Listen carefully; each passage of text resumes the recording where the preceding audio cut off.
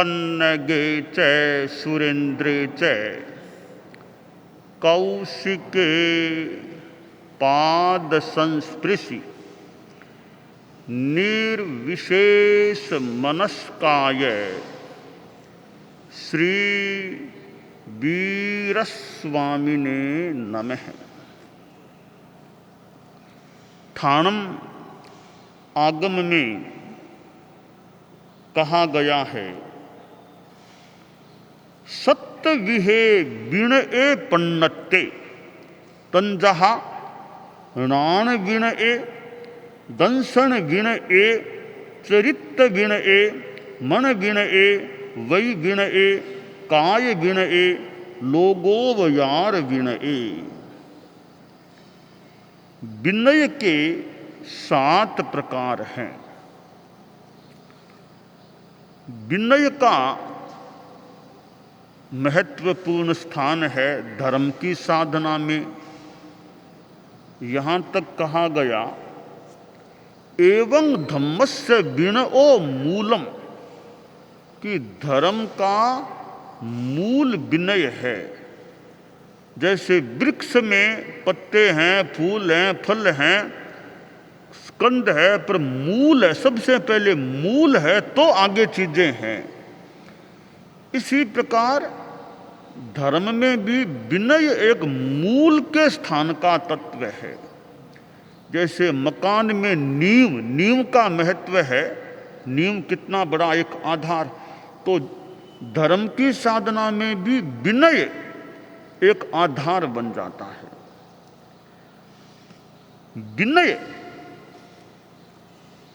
विनयन करना, दूर करना, अपनयन करना, जिसके द्वारा कर्मों का विनाश होता है, कर्म दूर होते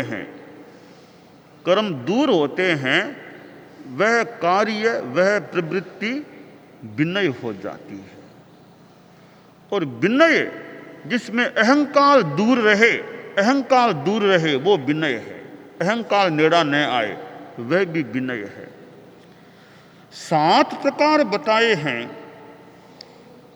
ज्ञान विनय, पहला है ज्ञान विनय। ज्ञान के प्रति भी विनय रखना। ज्ञान के 5 प्रकार है, मति ज्ञान, श्रुत ज्ञान, अवधि ज्ञान, मनः पर्यव ज्ञान, केवल ज्ञान। तो ज्ञान के प्रति सम्मान की भावना रखना।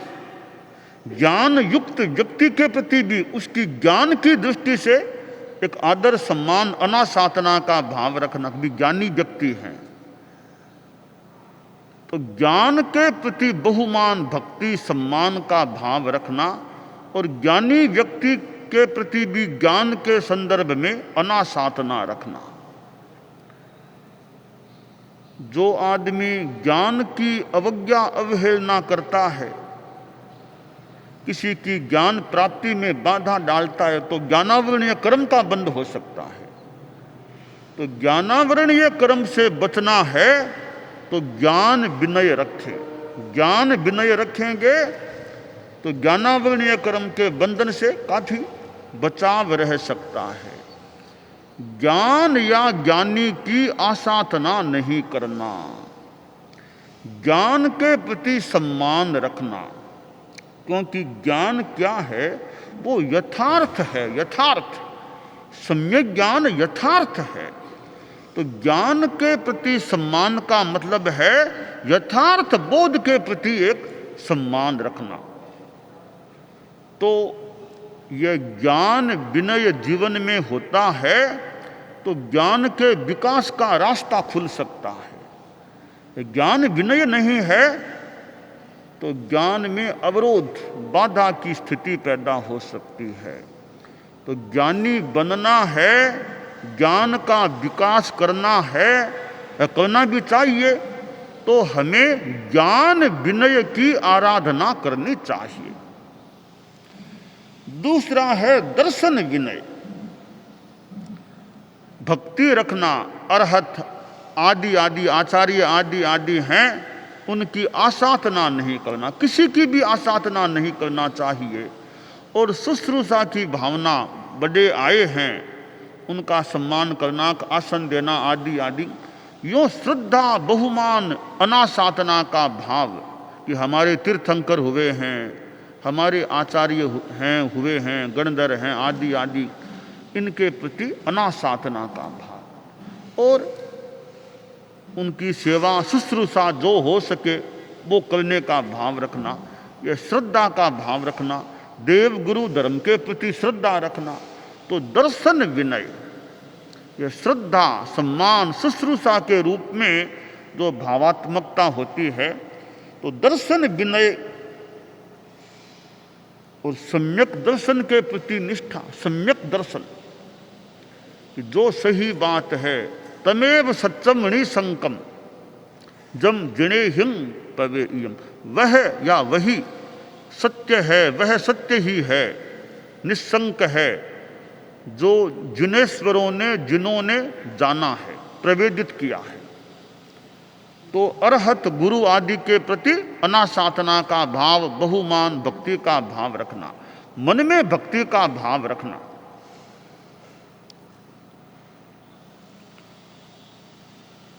जैसे अंतर मन की, एक तो मात्र एक बिना मन दिखावटी सा, बिना मन कर दिया दिखावटी भक्ति, वो अलग है। अंतर मन में भक्ति हो। जैसे वो बात आती है, एक गांव में मंदिर था, शिव का मंदिर था। शिव कई जगह शिव के मंदिर, तो शिव का मंदिर था। तो गांव के लोग, आसपास के लोग भी शिव की पूजा भक्ति करने के लिए मंदिर में आते हैं। कई लोग तो नित्य गामी, रोज जाने वाले, आंधी हो या वर्षा, रोज मंदिर में जाते। एक कोई भील जाति का युवक था, रोज मंदिर में जाने वाला, आंधी हो या वर्षा, मंदिर में जाना जहां तक संभव होता छोड़ता नहीं था। ग्रामीण आदमी था और शिव के प्रति अंतर मन में भक्ति थी। शिव की प्रतिमा के सामने जाता, हाथ भी जोड़ लेता और कभी शिव की प्रतिमा को कुछ अर्घ्य कुछ चढ़ाएं। तो उसका क्रम क्या था, मुंह में भर करके पानी लाता, पानी मुंह में लेकर आता, हाथ जोड़ लेता, प्रतिमा पर मुंह से पानी थूक देता है, चला जाता। कई लोगों ने देखा, रे ये क्या बेहुदा आदमी है कि प्रतिमा पर थूकता है। तो सोचा छोड़ो, ऐसा ही आदमी होगा, क्यों लड़ाई झगड़ा करना पड़ेगा, तो छोड़ो। वो रोज आता और मुंह में पानी लाता और हाथ जोड़ के पानी थूक देता प्रतिमा पर। अपनी ओर से वह मानो अर्घ्य चढ़ाता, भक्ति करता था। और भी लोग आते थे, वो अपने तरीके से अपनी भक्ति कर लेते, पर भील के मन में, अंतर मन में बहुमान था शिव के प्रति। एक दिन की बात, वो युवक भील था, वो आया, वैसे ही हाथ जोड़े और वो पानी थूका, तत्काल शिव कहते हैं साक्षात हो गए और उस युवक से बात करने, बड़े प्रेम से, बड़े वात्सल्य भाव से उस युवक से बातचीत करने लग गए। इतने में दूसरे भी लोग आए, गांव के फल पुष्प लेकर के। देखा, अरे साक्षात शिव इस भील से बात कर रहे हैं। दौड़े हम भी चरणों के हाथ लगाएं। इतने में शिव अदृश्य हो गए। तो लोग बोले, ए भगवान, शिव भगवान, ये क्या इस भील आदमी से आपने बातें की, जो मुंह से थूकता है प्रतिमा पर, उसके साथ बातें की। हम कितने फल फूल चढ़ाते हैं, हमारे साथ आप बात नहीं करते हो, क्या बात है ऐसी? तो आवाज आई कि तुम भक्ति तो करते हो, तुम्हारी भक्ति में अभी प्राणवत्ता नहीं है। इस युवक की भक्ति में प्राणवत्ता है। भले वह मुंह से थूकता है, पानी थूकता है, इसके भीतर में बहुमान है मेरे प्रति। तो मैं ऊपर को इतना नहीं देखता, मैं भीतर को देखता हूं। ऊपर से क्या करता है गौण बात है, भीतर में क्या मैं वो देखता हूं। तो इस युवक के भीतर में मेरे प्रति बहुमान है, इसलिए मेरा मन हो गया, मैं आज इससे बात करने के लिए आ गया। तो विनय है, बहुमान है, वो भीतर में है या बाहर में, या दोनों ही नहीं है। भीतर में है या कोरा बाहर में है या दोनों में है, भीतर भी है और बाहर भी है, या दोनों ही नहीं है? दोनों ही नहीं है, वो तो एकदम ही एक ग्राह्य चीज है। बाहर में है तो ठीक है, पर भीतर में होना बड़ी बात है। और भीतर भी है और बाहर भी, तो वो अच्छी बात है। भीतर में भी श्रद्धा भक्ति है, बाहर भी व्यवहार भी वैसा ही है। तो हमारा विनय है वो मात्र दिखावटी तक न रहे, मात्र बाहर तक न रहे, वह भीतर तक रहे, भीतर में श्रद्धा के भाव रहें। और भीतर में श्रद्धा का भाव है वो विनय की आत्मा है। ऊपरी जो व्यवहार है वो विनय का शरीर है। तो विनय का शरीर और विनय की आत्मा, तो आत्मा तो रहनी चाहिए। शरीर भी ठीक हो तो बढ़िया है, कम से कम मूलतः विनय की आत्मा तो रहनी ही चाहिए कि अंतर मन में श्रद्धा भक्ति का भाव है। तीर्थंकरों के प्रति, अरहतों के प्रति, सिद्धों आदि के प्रति अंतर मन में श्रद्धा भक्ति है। तो वो श्रद्धा भक्ति बहुत आगे ले जा सकती है। और तो क्या, तीर्थंकर नाम कर्म प्रकृति का बंधन जैसा हो सकता है। तो यह दर्शन विनय है। तीसरा है चारित्र विनय। 5 चारित्र हैं, सामायिक, छेदोपस्थापनीय, परिहार, विशुद्धि, सूक्ष्म संप्राय, यथाख्यात। तो चारित्र के प्रति सम्मान की भावना, चारित्रवान के प्रति भी सम्मान की भावना, और चारित्र के पालन के प्रति निष्ठा श्रद्धा, यह चारित्र का विनय, चारित्र विनय हो जाता है। कि चारित्र आत्मा है तो बंधन करें, सम्मान करें, और चारित्र के प्रति भी मन में सम्मान रखें, और चारित्र का पालन करने में निष्ठा रखें। तो यह सारा चारित्र विनय है।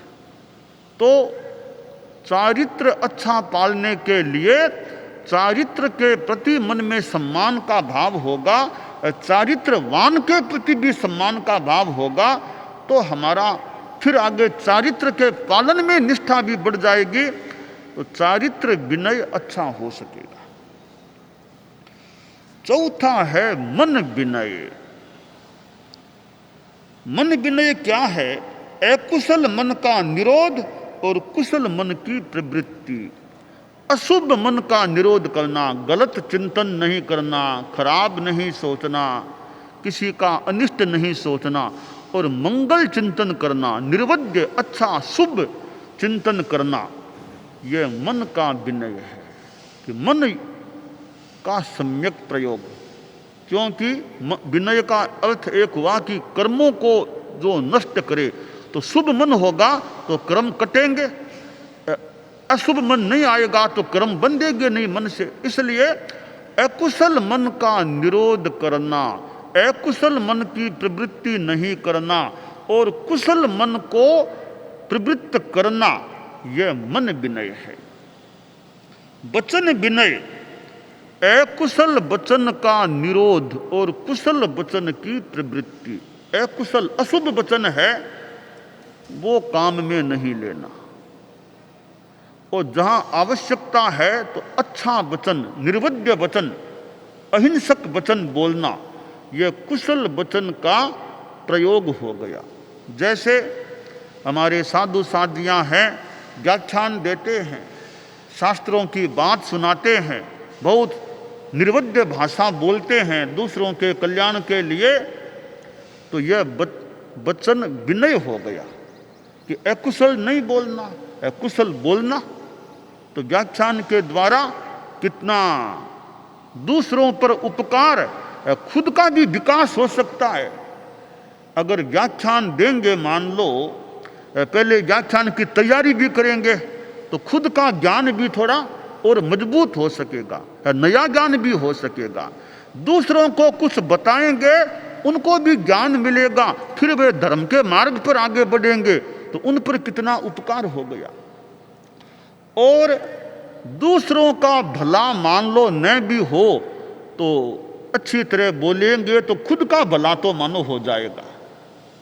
एक संस्कृत में श्लोक आता है, तत्वार्थ उस ग्रंथ में, न भवति धर्मः श्रोतुः सर्वस्यैकान्ततो हितश्रवणात् ब्रुवतो नुग्रह बुद्ध्या वक्तुस्त्वेकान्ततो भवति। कि श्रोता और वक्ता दो हो गए, तो श्रोता को तो धर्म का लाभ न भी मिले। कोई मान लो व्याख्यान में बैठ तो गया पर नींद लेने लग गया, तो उसको तो लाभ न भी मिले, विशेष कोई लाभ न मिले, परंतु वक्ता अनुग्रह की भावना से कि मेरे द्वारा कल्याण हो, इनको लाभ मिले, वक्ता अनुग्रह की भावना से बोलता है, तो उसको तो धर्म का लाभ मिल ही जाता है। तो व्याख्यान देने वाले हमारे चारित्रात्माएं हैं, 5 भी आदमी आ गए, मान लो सवेरे 9 बजे का समय है व्याख्यान का, तुमने 9 बजे का समय दे रखा है, कि चौमासा है या प्रवास है, 9 बजे का समय है। अब तुम्हारे साथ वाले उपदेष्टा मुनि देखते, अरे अभी तो लोग आए नहीं, 2-4 ही आए, अभी लोग आए नहीं, बाद में देखते हैं।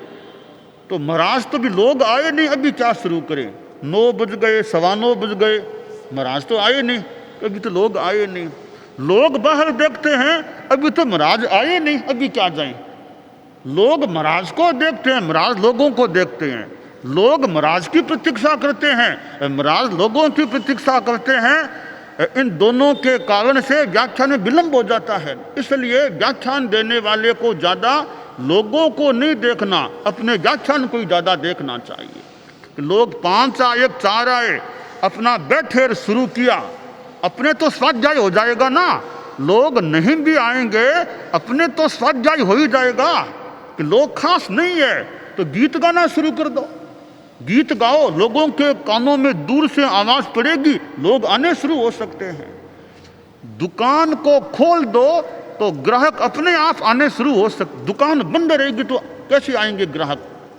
तो व्याख्यान की दुकान टाइम पर खोल देनी चाहिए, ताकि आने वाले ग्राहक श्रोता आ भी सकते हैं।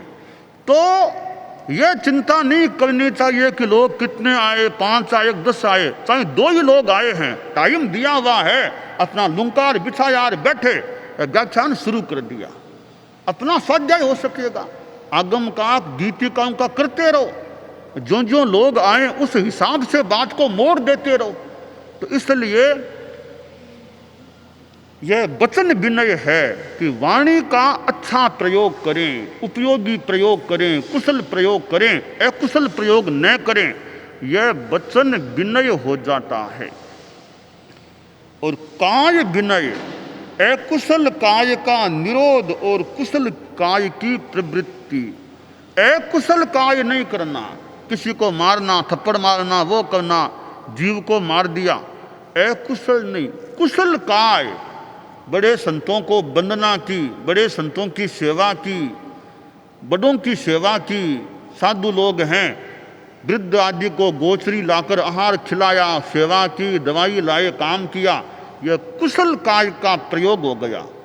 अकुशल का प्रयोग नहीं, कुशल काय का प्रयोग करना।